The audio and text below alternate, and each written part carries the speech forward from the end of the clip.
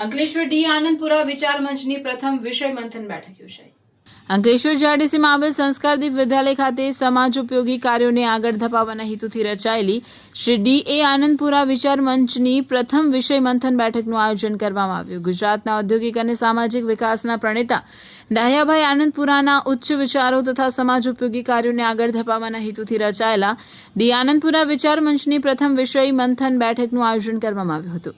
ઔદ્યોગિક વિકાસ અને સામાજિક ઉત્તરદાયિત્વ વિષયને કેન્દ્રમાં રાખીને યોજાયેલી આ બેઠક અંકલેશ્વર જીઆરડીસીમાં આવેલ પીડી શ્રોફ સંસ્કારદીપ વિદ્યાલયના પ્રવૃત્તિ ખંડ ખાતે યોજાઈ હતી। બેઠકનો મુખ્ય ઉદ્દેશ્ય સદવિચારોનું મંથન કરી સમાજના સર્વાંગી વિકાસ માટે રચનાત્મક કાર્યોને પ્રોત્સાહન આપવાનું રહ્યું હતું।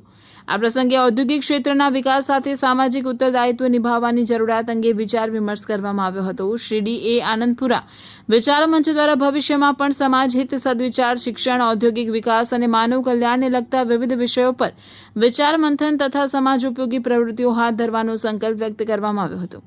આ સંસ્થા દ્વારા દર મહિને એક બેઠક યોજાશે, જેમાં ખ્યાતનામ વક્તાઓ દ્વારા વક્તવ્ય આપવામાં આવશે। આ પ્રસંગે અંકલેશ્વર ઉદ્યોગ મંડળના પ્રમુખ વિમલ જેઠવા, ઉદ્યોગ અગ્રણી NK નાવડિયા, હિતેન આનંદપુરા, મનોજ આનંદપુરા, નરેશ પુજારા સહિત હરીશ જોશી સહિતના આગેવાનો ઉપસ્થિત રહ્યા હતા।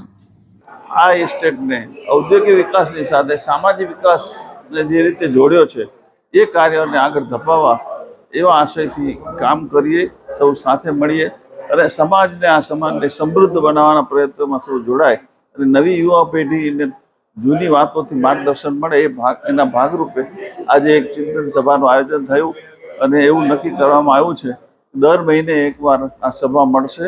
એમાં કોઈ સારા વક્તા આવશે અને વિષય ફક્ત એક જ રહેશે, જેમાં ઔદ્યોગિક વિકાસ સાથે સામાજિક ઉત્તરદાયિત્વ, એટલે ઔદ્યોગિક વિકાસની સાથે સાથે આપણે સમાજનું શું સારું ભલું કરી શકીએ અને ભલું કરતા લોકોને આપણે સપોર્ટ કરીએ, એને સાથ આપીએ, એવી ભાવના સાથે કામ કરવું એવા વિચાર સાથે આજે સૌ મળ્યા અને આ વિચારને આગળ ધપાવો એવા નિર્ણય સાથે સૌ છૂટા પડ્યા। આપના માધ્યમ થકી આ વિચાર અન્ય સમાજ સુધી પહોંચશે એવી અપેક્ષા સાથે ખૂબ ખૂબ ધન્યવાદ।